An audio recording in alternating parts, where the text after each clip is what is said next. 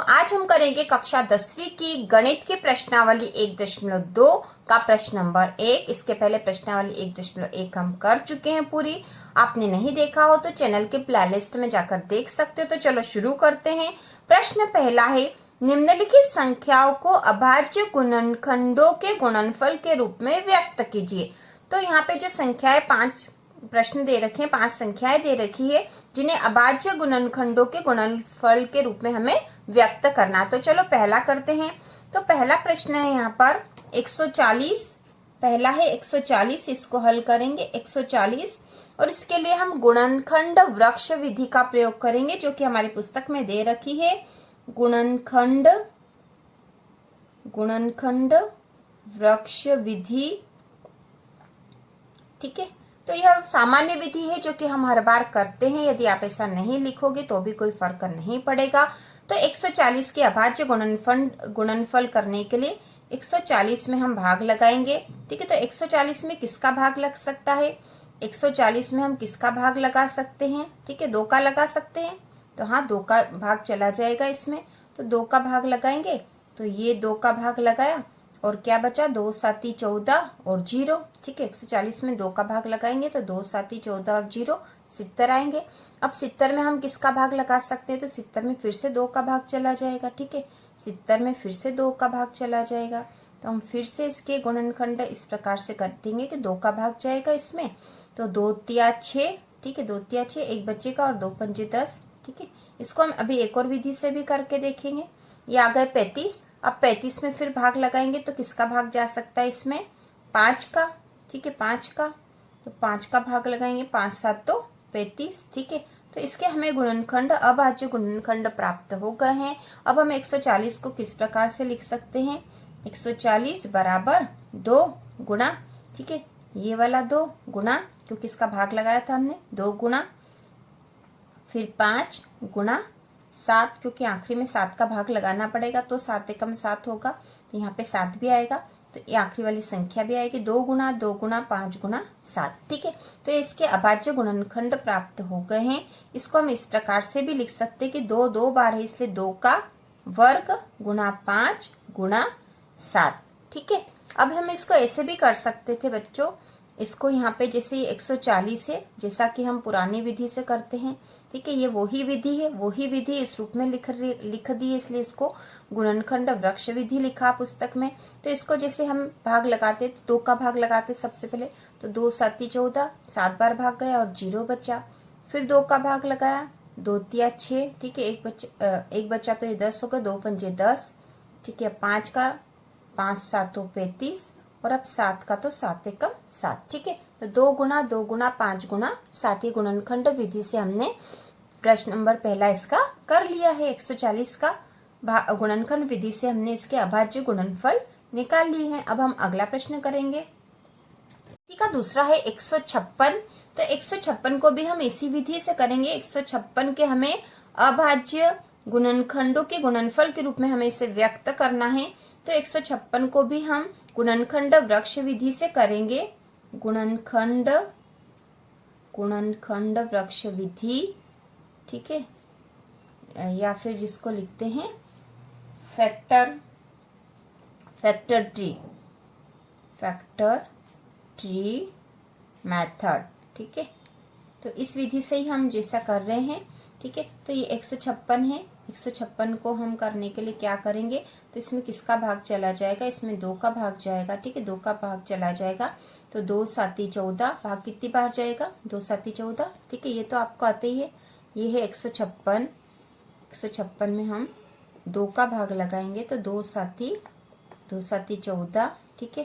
ये क्रॉस 1 बचा, ऊपर से 6 उतारा, 2 8 16 और यहाँ कुछ भी शेष नहीं बचा। 78 78 आए हैं तो हमने लिख दिया 78, ठीक है। अब इसको आगे करेंगे। अब किससे भाग जाएगा इसका? ठीक है, इसमें और किसका भाग लगा सकते? फिर से 2 का, छोटी संख्या का पहले लगाना होता है हमें। हम 2 से शुरू करते हैं, सबसे पहले छोटी संख्या का भाग लगाते हैं, उसके बाद उससे बड़ी का। तो जब 2 का भाग जा रहा तो हमें 2 का ही पहले लगाना है। तो यहाँ 2 का भाग लगाएंगे तो क्या आ जाएगा?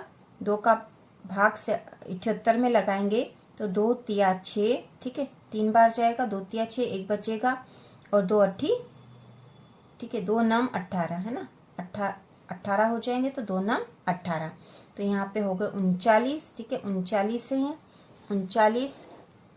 अब 39 में किसका भाग जाएगा, तो 39 में 3 का भाग चला जाएगा, ठीक है, 3 एकम 3, 3 तिया 9 हो जाएगा, तो 39 में हम 3 का भाग लगाएंगे, 3 का, तो क्या आएगा, 3 एकम 3, 3 तिया 9, 13 आ जाएगा, ठीक है। 13 तो अब किसी से भाग जाता नहीं है 13 का, तो 13 एकम 13 ही हो जाएगा। तो इसको हम इस तरह से भी कर सकते थे जैसे हमने पहले करा था 156, है ना। कुछ बच्चों को ऐसे समझ में आ रहा होगा तो वो ऐसे भी समझ सकते हैं, और ये एक ही विधि है। तो 2 का भाग लगाया तो 2 7 14, 1 बचा, 2 8 16, फिर 2 का भाग लगाया है ना, 2 तिया 6, ठीक है, 1 बचा, 2 नम 18 हो गया। फिर अब इसमें किसका भाग जाएगा, 3 का चला जाएगा, 3 एकम 3, 3 तिया 9, और फिर 13 बचा, तो 13 एकम 13, 13 में किसी और संख्या का भाग नहीं जाता है। अब इसके अभाज्य गुणनखंड हमें कौन कौन से प्राप्त हो गए 156 के, देखो 156 बराबर 2 गुणा 3 गुणा 13, ठीक है, 2 गुणा 3 गुणा 13, ठीक है। उसी प्रकार यहाँ पे भी हम देख सकते हैं, ठीक है। इसको ऐसे भी लिख सकते हैं 2 का वर्ग, क्योंकि 2 2 बार है, गुणा 3 गुणा 13, ठीक है। तो इस प्रकार हमने इसके अभाज्य गुणनखंड कर लिए हैं और यहाँ लिख दिया है इसका गुणन। तीसरा जो है, इसमें तीसरा प्रश्न है, संख्या जो है 3825 है, इसको भी हम उसी विधि से करेंगे, ठीक है। गुणनखंड वृक्ष विधि से करेंगे हम, इसे भी उसी तरह से फैक्टर ट्री मेथड से कर रहे हैं। तो 3825 में हम किसका भाग लगाएंगे, सबसे पहले छोटी संख्या 2 का भाग नहीं जाएगा इसमें, क्यों, क्योंकि इसके आखिरी में 5 है, तो 2 का भाग नहीं जाएगा इसमें। 3 का भाग जाएगा या नहीं हमें देखना पड़ेगा, तो 3 का भाग ऐसी संख्या में चला जाता है जिन संख्याओं का जोड़ उस 3 के पहाड़े में आता है। जैसे इसमें होता है 5 और 2 7 और 8 15 16 17 18, ठीक है, तो इसमें 3 का भाग चला जाएगा, 18 हो रहे हैं, इन अंकों का योग कर रहे हैं तो 18 हो रहे हैं, तो 18 3 के पहाड़े में आता है, हाँ आता है, तो 3 का भाग इसमें चला जाएगा, तो 3 का भाग लगाएंगे हम, 3 का भाग लगाएंगे, ठीक है। आप इधर रफ में करके भी देख सकते हो कि 3825 में यदि हम 3 का भाग लगाएंगे तो क्या प्राप्त होगा, तो 3 एकम 3, ठीक है, ऊपर से उतारा 8, फिर 3 दूना 6 हुए हैं, ठीक है, 2 बचे, ऊपर से उतारे 2, फिर 3 7 तो 21, ठीक है, 21, और ये क्रॉस, और यहाँ 1 बचा, ऊपर से उतारा 5, और 3 पंजे 5 बार बोलेंगे तो 3 पंजे 15 हो जाएंगे, तो आए हैं 1275, ठीक है। तो 3825 में यदि 3 का भाग लगा रहे हैं तो 1275 आएगा, तो हम यहाँ लिख देंगे 1275, ठीक है। अब 1275 में किसका भाग चला जाएगा, ठीक है। अब हम देख लेते हैं, इन अंकों का जोड़ करके देख लेते हैं कि कितना आता है। यदि 3 के पहाड़े में आ रहा है तो 3 का भाग चला जाएगा, तो 7 और 5 12, 13 14 और 15, तो हाँ आ रहा है 15 हो रहे हैं, तो 3 के पहाड़े में 15 आता है, तो हम 3 का भाग लगाएंगे, तो 3 का भाग लगाएंगे तो हो जाएगा, सीधा भाग लगा देते हैं, 3 का पहाड़ा 4 बार बोलेंगे, 3 चौक 12, ठीक है। अब 7 बचे तो 3 का पहाड़ा 2 बार बोला, तो 3 दूना 6, 1 बचा, 3 पंजे 15, ठीक है, ठीक है। यहाँ पे आ गए हैं 1275 में 425 का 1275 में 3 का भाग लगाया तो 425 आया, ठीक है। तो ये रहा 1275, इसमें 3 का भाग लगाया, 3 चौक 12, ठीक है, क्रॉस क्रॉस, ऊपर से उतारा 7, फिर 3 दूना 6, 1 बचा, ठीक है, ऊपर से उतारा 5, और 3 का पहाड़ा फिर 5 बार बोला, तो 3 पंजे 15 हो गए, कुछ भी नहीं बचा, 425 आए। अब 425 में क्या 3 का भाग जाएगा, तो हम इन अंकों को जोड़ के देख लेते हैं पहले। 5 6 7 8 9 10 11 11 आ रहे हैं, तो 11 तो 3 के पहाड़े में आता नहीं है, तो 3 का भाग अब इसमें नहीं जाएगा, तो अब हम 5 का लगाएंगे। जिस संख्या के आखिरी में 5 आता है तो उसमें 5 का भाग तो चला ही जाता है, तो 5 का भाग लगाएंगे, ठीक है, 5 का भाग लगाएंगे, तो 5 का पहाड़ा बोल दो, 5 का पहाड़ा 8 बार बोलेंगे पहले, 5 8 40 हो जाएंगे, 2 बचेंगे, ऊपर से उतारे 5 तो 25, और 5 का पहाड़ा 5 बार बोला तो 25 होगा, ठीक है। हमने सीधा भाग लगा दिया, आप रफ में करके भी देख सकते हो, 85 आएंगे, ठीक है।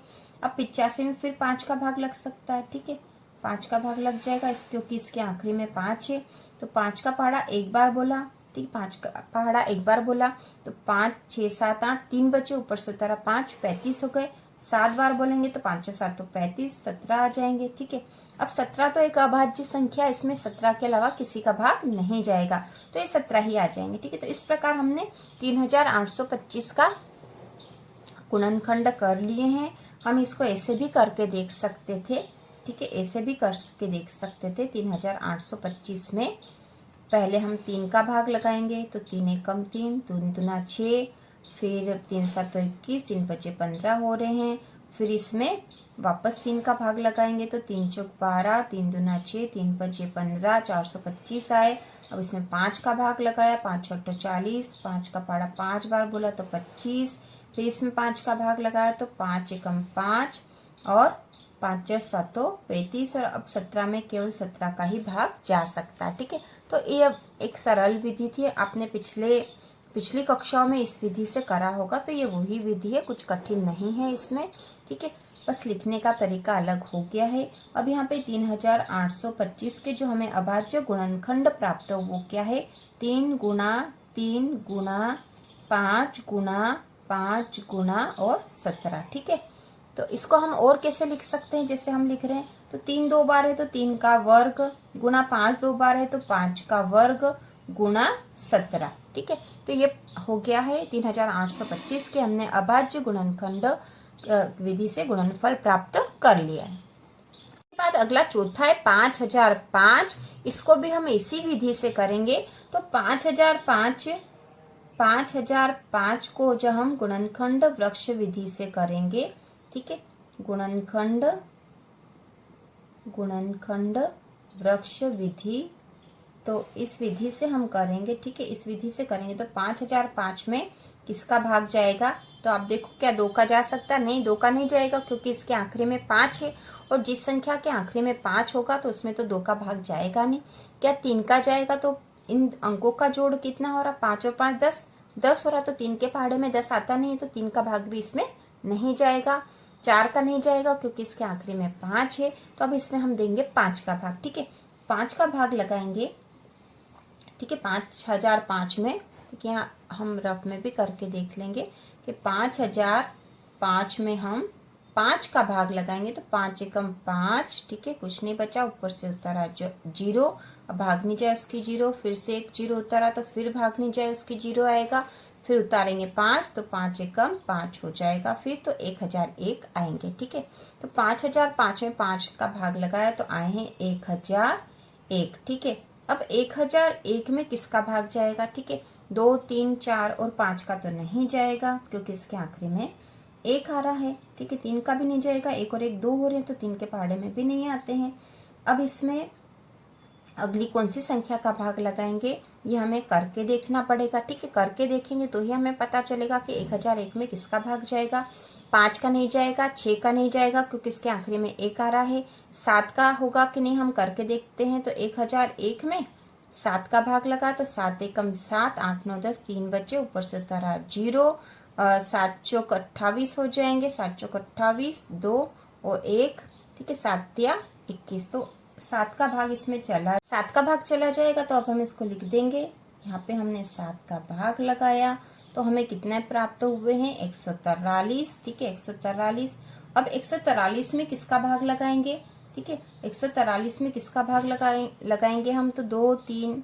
ठीक है, 3 का हो सकता है क्या, तो 3 4 3 7 और 1 8 होते, तो 3 का भाग नहीं जाएगा क्योंकि जो संख्या दे रखी है उसके अंकों का योग यदि 3 के पहाड़े में आ रहा है तो उस संख्या में 3 का भाग चला जाता है, लेकिन इसमें नहीं आ रहा। 5 का नहीं जाएगा, 6 का भी नहीं होगा। ठीक है, 6 दूना 12, 2 3 6 6 18। ठीक है, नहीं होगा। 7 का, ठीक है, 7 के पहाड़े 7 का भी नहीं होगा, 8 का भी नहीं होगा। ठीक है, 9 का, तो 143 में, ठीक है, 9 का भाग लगा के देख लेते हैं। 9 एकम 9, तो बचे हैं 5 3। ठीक है, 9 7 63 होता है, तो ये भाग नहीं जाएगा। अब हम 10 का नहीं जाएगा, 11 का लगा के देखेंगे 143 में। ठीक है, 143 में 11 का भाग जाएगा क्या, तो 11 एकम 11 होंगे, 3 बचा, ऊपर से उतरा 3, 11 या 33। ठीक है, 11 का जाएगा। ठीक है, 11 का भाग लगाएंगे हम इसमें, 11 का भाग लगाएंगे तो 11 एकम 11, 3 बचा, ऊपर से 3 उतारा, 33 होगा, तो 11 या 33, अब 13 अपने आप में अभाज्य संख्या जिसमें किसी का भी भाग नहीं जाएगा, तो 13 एकम 13 हो जाएगा।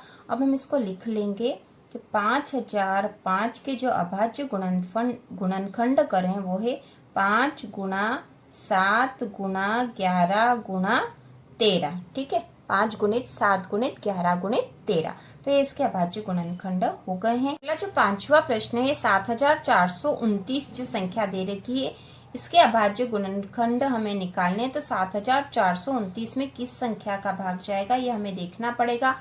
तो 7429 में 7 का भाग होगा कि नहीं। 7429 में 7 का भाग लगा के देखेंगे, 7 एकम 7, ठीक है, 7 एकम 7, 0 ऊपर से उतारा 4, ठीक है, भागनी जाएगी उसकी 0, ऊपर से फिर उतार लेंगे 2, फिर 7 छंग 42 हो जाएगा, ऊपर से 9 उतारेंगे तो 7 एकम 7 नहीं जाएगा, 2 शेष बच जाएंगे, 7 का नहीं जाएगा, 8 का भी नहीं होगा, 9 का, ठीक है, 9 का यदि भाग देंगे तो 9 8 72 हो जाएंगे, 2 1 और 9 दूनी 18, 19 20 21 22, 4 नहीं जाएगा, 9 का भी, ठीक है, 10 11 का 12 का।